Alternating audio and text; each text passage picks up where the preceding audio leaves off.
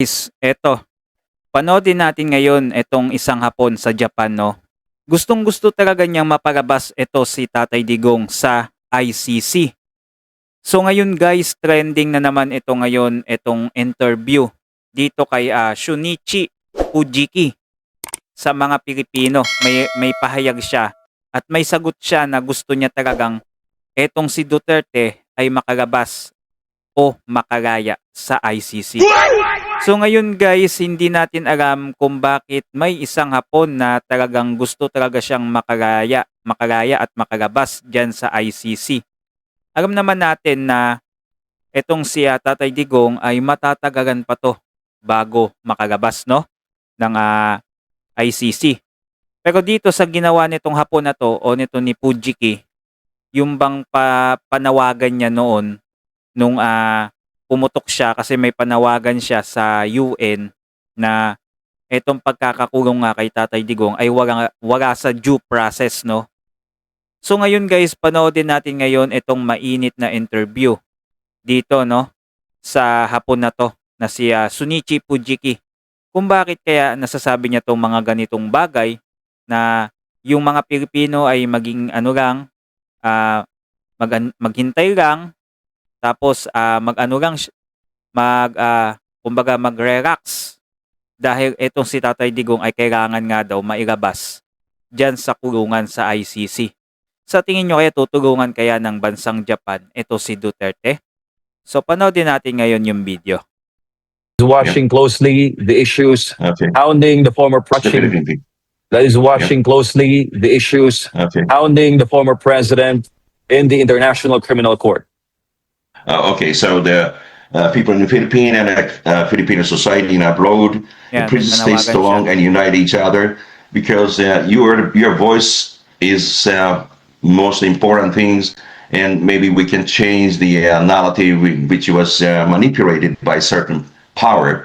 So we need to stay strong, and I commit to do whatever I can do for you, your people. The reason is because Prime Minister Abe, who were assassinated, unfortunately, but he's the only one who was invited to Mr. Duterte, President Duterte's home as a friend, right? So this is one of the reasons that I admire the president, right? So this is one. So totoo ba yun na nakadalaw na o nakabisita na ito siya sa bahay ni Duterte? So meaning, kung totoo man, talagang tutulungan niya yan si Duterte. Sana tulungan niya na makalabas sa ICC. Tulungan niya kung ano ang dapat gawin pa, no, na maitutulong kay Duterte. Pero dito guys, sa panawagan na to niya sa UN, nung nanawagan to siya, hindi natin alam kung pagbibigyan ba yan. Kasi mismong ICC, hindi lang 3 beses, halos napakadami na ng request ng defense team ni Attorney Kaufman. Rejected yung pansamantalang paglaya. Lahat yun rejected kasi wala pa sa kasaysayan talaga yung nakakalaya sa ganyang kaso ni Duterte. Pero ito, hanga ako dito sa Hapon na to, no? Mukhang tumatanaw siya ng utang na loob yata. Kung meron man, ha? O baka magkaibigan lang talaga sila. O kaibigan ang tingin niya dito kay Duterte.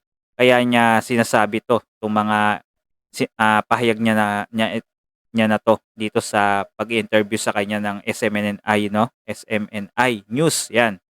So pakinggan ba natin yung kanyang pahayag dito sa mga Pilipino na sumusuporta kay Duterte.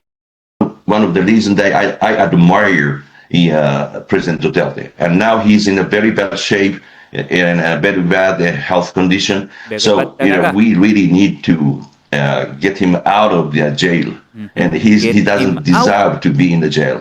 He deserves to be back to Philippines to get the medication, or preferably I want Duterte to take to Japan to get the medication in Japan so that he will be safe.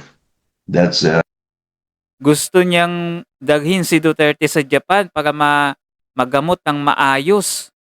Ayos Ganyan dapat, no? isang kaibigan ng talagang turing niya kay Tatay Digong. So tingnan natin yung mga comment ng mga netizen dito. Eto ah, may mga ano 'to, may mga bash din 'to, matik 'yan. So ito, unahin natin 'tong comment na nasa taas. Ayan, 3 days ago, ito. "Thank you, sir." 'Yan, nagpasalamat siya dahil sa gusto niyang gawin at gusto niyang tulong kay Duterte. "I love Japan because the people are honest and loving." 'Yan, honest and loving talagang ano ng Japan, 'no? "Thank you for your concern and we respect your point of view, sir.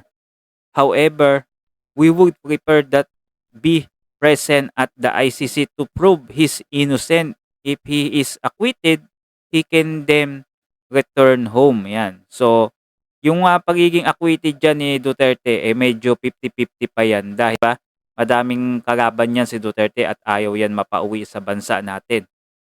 Ito, ano to, AI? Hindi yan AI, legit yan, boss. Legit yan, idol, hindi yan AI. Yan, ito pa. "We extend our heartfelt gratitude to you, Sir Shunichi." Aba, Shunichi Kudo. Kudo, no? Magiging si Shunichi Kudo na siya. Fujiki nga lang apelido. Ito, Shunichi, no? Ayos, magkakaparehas talaga mga kahit sa anime, no? Yung mga pangalan nila. "For bravely speaking on behalf of many at the UNHRC," no? Okay na sana kung si Shinichi Kudo talaga 'to para siya na lang mag-imbestiga kung totoong may kasalanan si Duterte, no, 'di ba? Ayan. So, eto pa sabi niya, "Your willingness to bring attention to the situation of our former President PRRD is truly appreciated. It's give us hope that justice will be heard and fairly considered. We remain hopeful and prayerful that his effort will lead to a positive resolution allowing PRRD to return home." Ayan, so mahaba pa siya. "And with his loved ones and once again." Yan. Dami pa ding umaasa talaga na mapapalaya o makakalaya si Duterte sa ICC.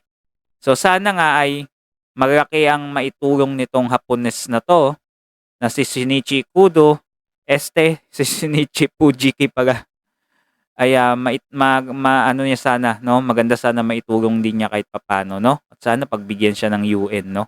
Pakinggan siya.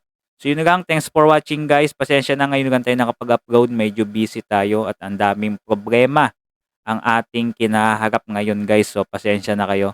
Baka pwede mag-subscribe naman kayo sa ating channel nang lagi kayong updated, no, sa iba pa nating mga susunod pang mga video.